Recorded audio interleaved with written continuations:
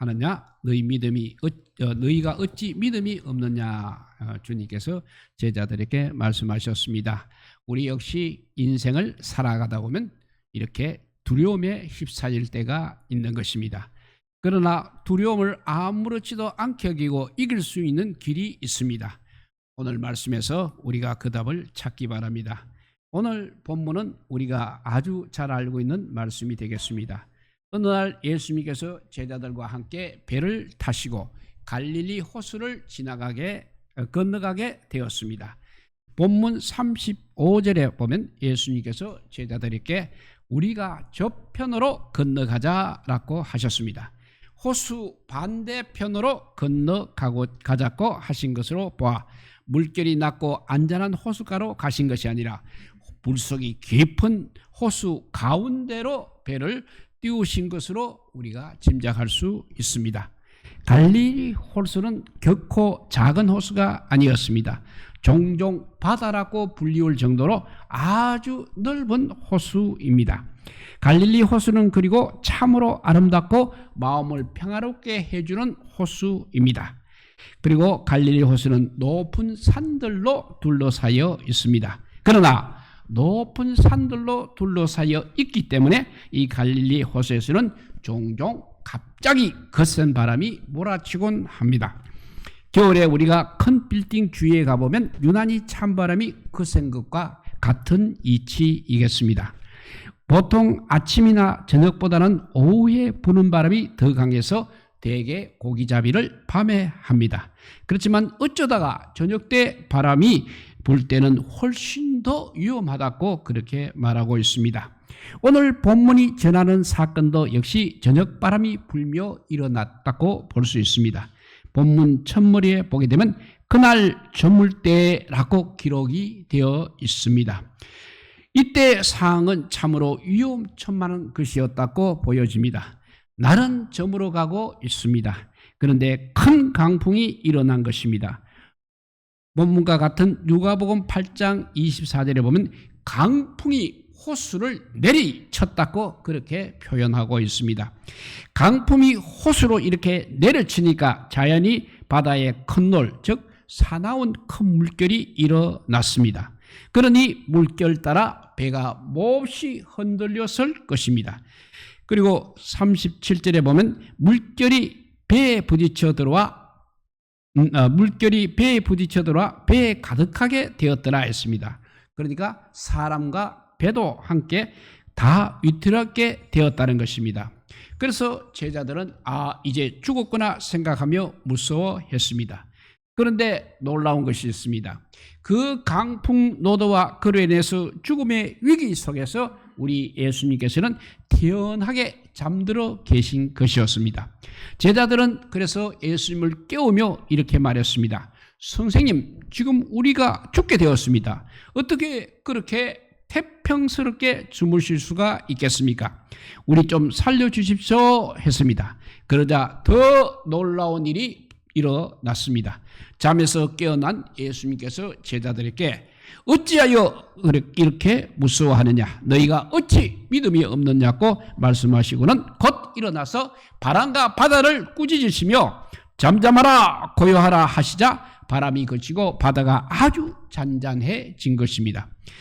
이에 제자들은 심히 놀라고 두려워 서로 말하기를 도대체 이분이 누구시길래 바람과 바다도 그의 명령에 순종하는가 했습니다. 이처럼 이 사건에서 우리는 참으로 많은 것을 깨닫게 됩니다. 우리가 무엇을 깨닫게 하고 있습니까? 첫째, 이들은 아직도 예수님이 누구신지 제대로 알지 못하고 있다는 것입니다. 오늘 본문에 보면 제자들은 서로 말했습니다. 그가 누구이기에 바람과 바다도 순종하는가 했습니다. 이 말은 그들은 예수님을 아직도 제대로 알고 있지 못했다는 것을 말하고 있는 것입니다. 하나님께서 그와 함께 하시며 그 안에서 역사하신다는 것도 역시 모르고 있었던 것입니다. 또 그가 하나님의 아들이시고 만유의 주시라는 것도 역시 모르고 있었습니다. 그들이 그러한 사실을 알았다면 바람과 바다가 어떻게 다 그에게 순종하는가 하고 묻지 않았을 것입니다. 제자들은 스스로 모순된 사고와 은행을 보이고 있는 것입니다. 예수님을 깨우며 살려달고 애원할 때는 무엇인가 예수님에게 초자연적인 이적의 능력을 행하셔서 이 위기를 모면할 수 있게 해달라는 그런 뜻이 있었을 것입니다.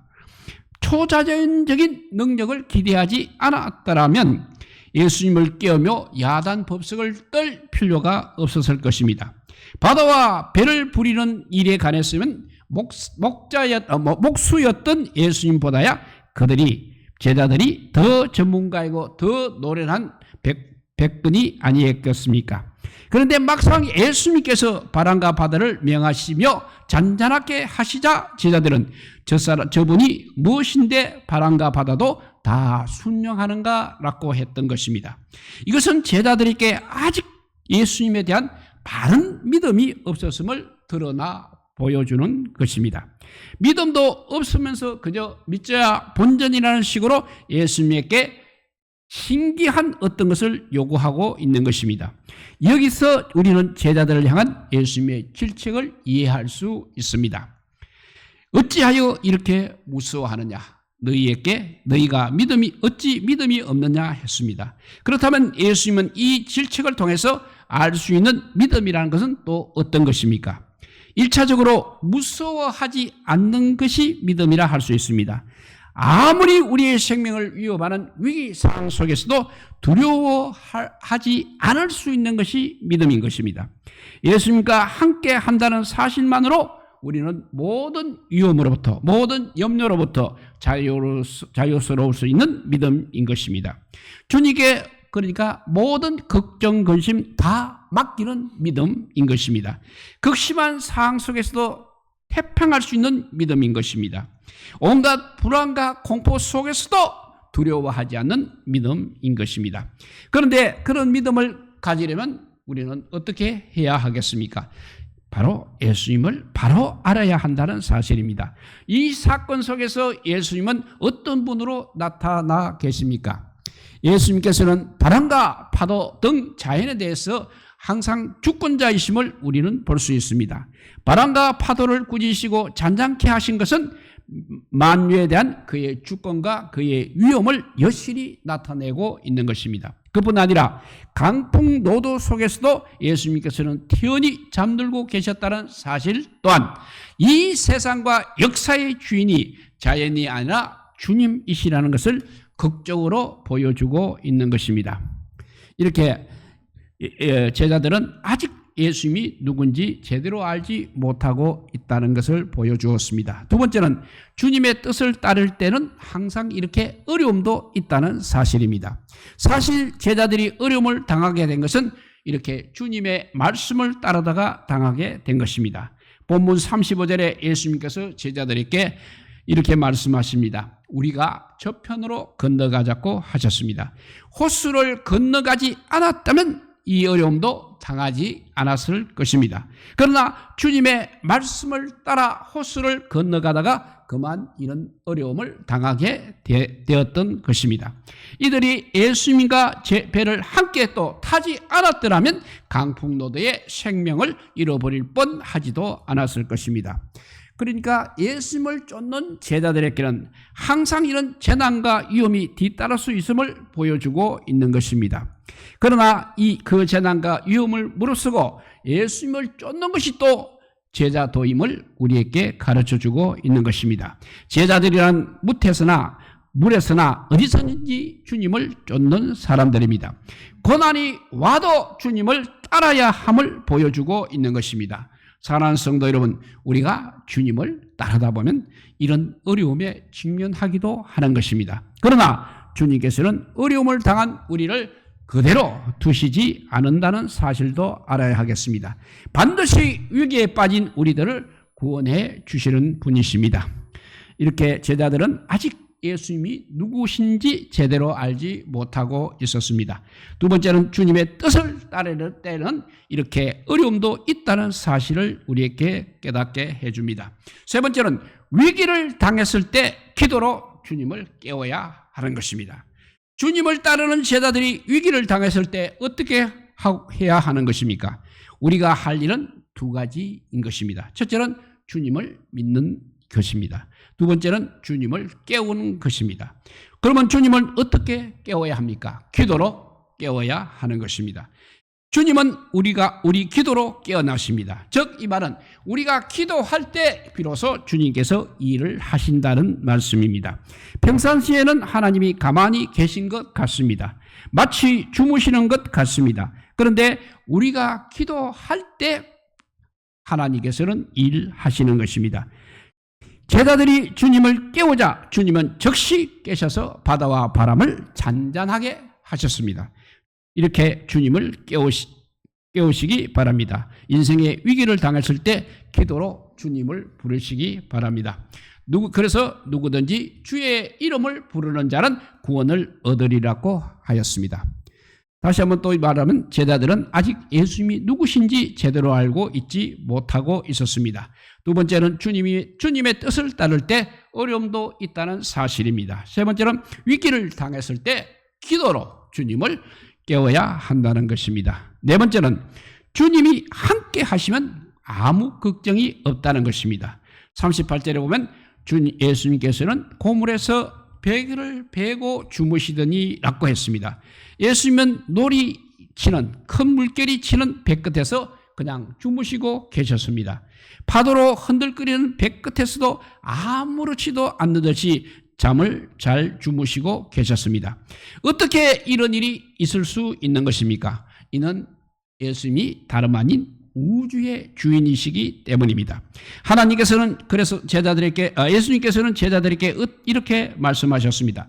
어찌하여 이렇게 무서워하느냐? 너희가 어찌 믿음이 없느냐 하셨습니다. 이 말씀은 제자들이 믿음이 없다는 것을 말해주고 있는 것입니다.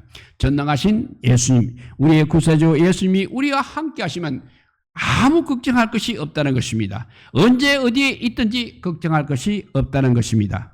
그래서 마태복음 28장 20절 보면 볼지어다 내가 세상 끝날까지 너희와 항상 함께 있으리라고 약속하셨습니다. 우리 주님은 우리와 항상 함께 하십니다. 이 사실 하나를 굳게 믿으시기 바랍니다. 주님이 우리와 함께 있으면 그 어떤 인생의 시련도 넉넉히 이길 수 있는 것입니다. 때로는 주님께서 우리가 처한 위험과 우리의 고통과 우리가 죽어가는 사실을 외면하고 계신 듯이 여겨질 때가 있습니다. 그러나 그럴지라도 주님께서는 우리를 결코 버리시거나 우리에 대해서 결코 무관심하지 않으십니다. 예수님의 제자들은 예수님께서 잠들어 계시고 있다고 불평을 하였습니다만 사실 잠들어 있던 것은 예수님이 아니라 제자들의 믿음이었던 것입니다. 제자들은 예수님을 흔들어 깨웠습니다. 그렇지만 사실은 그들의 신앙을 흔들어 깨웠어야 했던 것입니다. 주님은 항상 우리와 함께 하십니다. 주님은 우리와 함께 하십니다. 그런데 우리가 주님과 진정 함께 하고 있는지,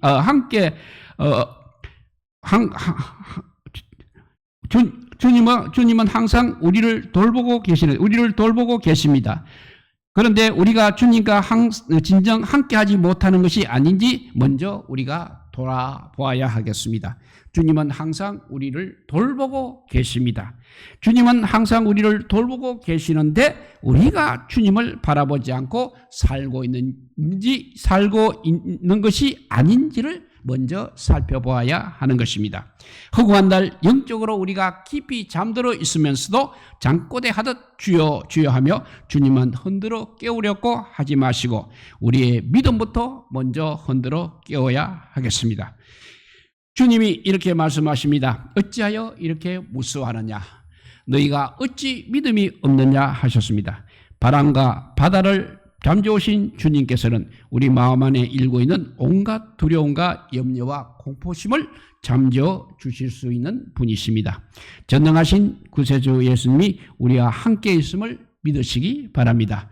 그 주님이 우리를 영원히 지켜주신다는 사실 굳게 믿으시고 깨어 기도하는, 그래서 주님을 기도로 깨우시는 우리 모두가 되시기를 주님의 이름으로 축복드립니다.